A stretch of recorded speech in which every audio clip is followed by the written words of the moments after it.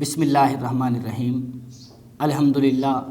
الحمدللہ رب العالمین والعاقبۃ للمتقین والصلاة والسلام علی سید الانبیاء والمرسلین جد الحسن والحسین اما بعد فاعوذ باللہ من الشیطان الرجیم بسم اللہ الرحمن الرحیم قال اللہ تبارک و تعالی فی القرآن المجید والفرقان الحمید ان اللہ وملائکتہ یصلون علی النبی یا ایھا الذین آمنوا صلوا علیہ وسلموا تسلیما اللہم صلی علی سیدنا و مولانا محمد وعلی آلہ واصحابہ وبارک وسلم۔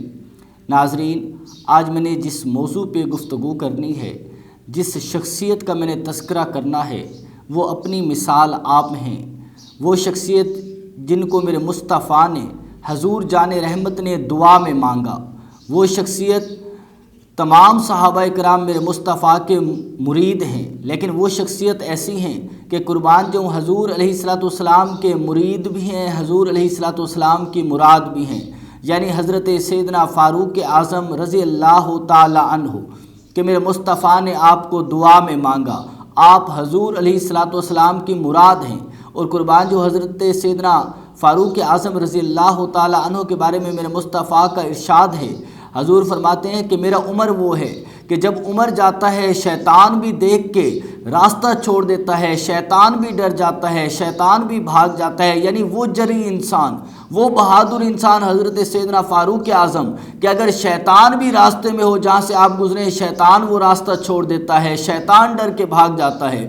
اور قربان جو وہ سیدنا فاروق اعظم کہ قربان جو زمین کے اوپر اگر تیل گر جائے، آپ رضی اللہ تعالی عنہ حکم دیں کہ اے زمین تیل کو باہر نکال، زمین تیل باہر نکال دیتی ہے۔ اور قربان جو وہ سیدنا فاروق اعظم رضی اللہ تعالی عنہ کہ سورج کو دیکھیں تو سورج بے نور ہو جائے، زمین پہ اگر زلزلہ آئے، زمین پہ لاٹھی مارے، زمین کو کہیں ٹھہر جا، زمین بھی آپ کا حکم مانے اور ٹھہر جائے۔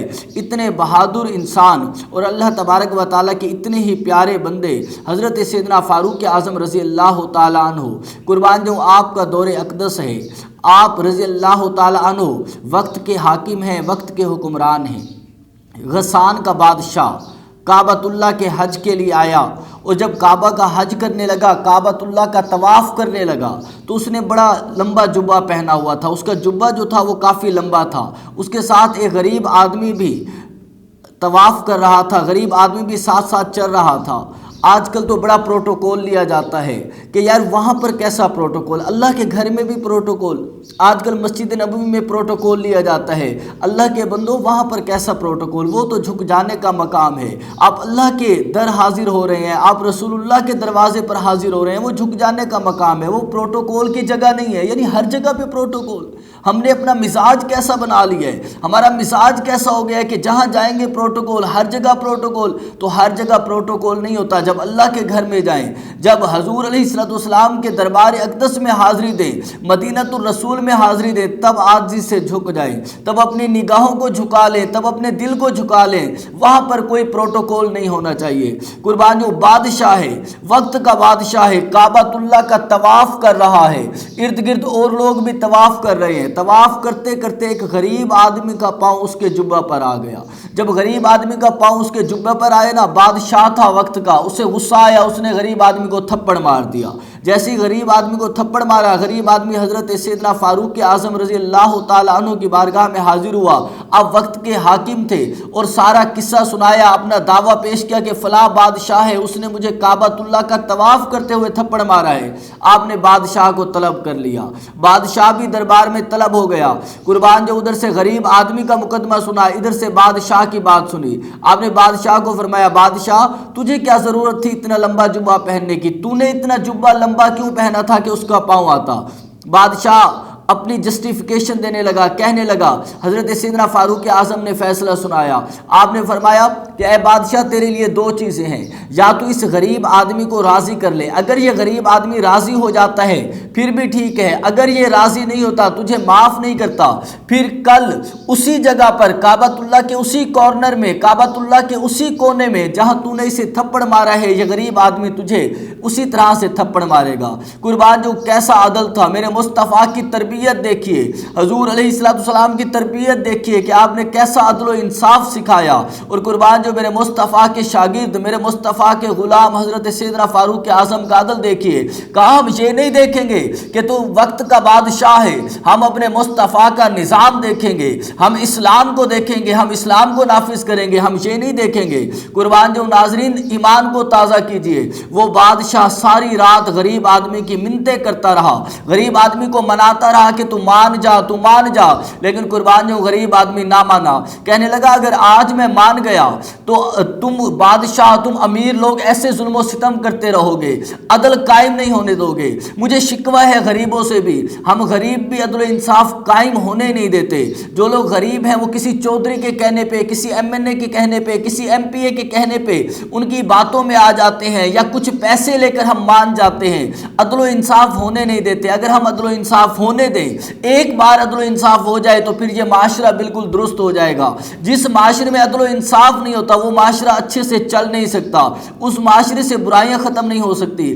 اگر ہم چاہتے ہیں ہمارا ملک پاکستان ترقی کرے، اگر ہم چاہتے ہیں کہ ہمارے ملک میں خوشحالی آئے، اگر ہم چاہتے ہیں ہمارا کسان بھی خوشحال ہو، اگر ہم چاہتے ہیں ہمارا مزدور بھی خوشحال ہو، اگر ہم چاہتے ہیں پاکستان کا ہر طبقہ خوشحال ہو، اگر ہم چاہتے ہیں پاکستان کے ڈاکٹرز بھی خوشحال ہوں، اگر ہم چاہتے ہیں پاکستان میں ہر بندہ اساتذہ اکرام سے لے کر طلباء تک ہر بندہ خوشحال ہو، پھر عدل و انصاف کو قائم کیجئے، پھر کسی کے ساتھ زیادتی نہ کیجئے، پھر یہ پروٹوکول کا جو کلچر ہے اس کو ختم کیجئے۔ آپ دیکھتے ہیں ہم لوگ ہسپتالوں میں جاتے ہیں، ہم لوگ وابڈا کے دفاتر میں جاتے ہیں، ہم لوگ مختلف دفاتر میں جاتے ہیں، بڑی بڑی لائنیں لگی ہوتی ہیں، لیکن جس کی سفارش ہوتی ہے، جو بندہ سفارش لے کر آتا ہے وہ ڈائریکٹ آفس میں چلا جاتا ہے۔ کیا یہ ظلم نہیں؟ کیا یہ ناانصافی نہیں؟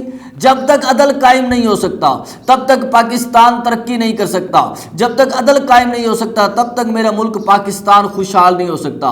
اگر ہم چاہتے ہیں کہ پاکستان خوشحال بنے تو سب سے پہلے عدل و انصاف کو قائم کرنا ہوگا، سب سے پہلے ظلم کو ختم کرنا ہوگا، تب پاکستان عدل و انصاف سے مزین ہو جائے گا، منور ہو جائے گا اور خوشحالی کے منازل طے کرتا چلا جائے گا۔ قربان جو حضرت سیدنا فاروق اعظم نے فیصلہ سنا دیا کہ اس غریب آدمی کو راضی کر۔ بادشاہ ساری رات مناتا رہا، ساری رات مناتا رہا، لیکن وہ غریب آدمی نہیں مانا۔ کہا نہیں، میں نہیں مانتا، میں نہیں مانتا، آج میں مان گیا، تم ایسے ظلم کرتے رہو گے، میں نہیں مانتا۔ قربان جو رات کا وقت تھا، بادشاہ جب حضرت سیدنا فاروق اعظم کی بارگاہ میں حاضر ہوا اور آ کے کہنے لگا کہ غریب نے وہ تو نہیں مانتا، میں نے بڑی کوشش کی۔ کہا نہیں مانتا تو پھر کل کعبۃ اللہ کے صحن میں، حرم کے صحن میں اسی جگہ پر تجھے ویسے وہ تھپڑ مارے گا، اسی انداز میں تھپڑ مارے گا۔ بادشاہ بھاگ گیا جا کے عیسائی ہو گیا۔ لوگ حضرت سیدنا فاروق اعظم رضی اللہ تعالیٰ عنہ سے کہنے لگے کہ عمر یہ آپ نے کیا کیا؟ آپ نے اتنا بڑا بندہ ضائع کر دیا، اتنا بڑا آدمی ضائع کر دیا۔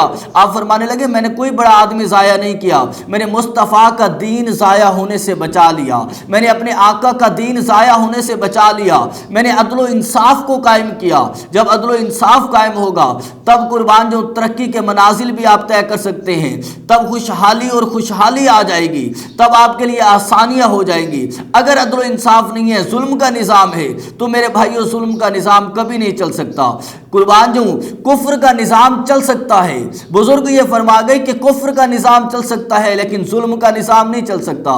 جب تک ہمارے ملک میں بھی عدل و انصاف نہیں آتا، جب تک ہم حضور علیہ الصلوۃ والسلام کے، صحابہ کرام کے، اہل بیت عظام کے بتائے ہوئے طریقے پر نہیں چلتے، تب تک ہمارا ملک جو ہے وہ ترقی کے منازل طے نہیں کر سکتا۔ دلی دعا ہے اللہ تبارک و تعالیٰ میرے چند الفاظ اپنی بارگاہ میں قبول اور منظور فرمائے۔ وما علیہ الا البلاغ المبین۔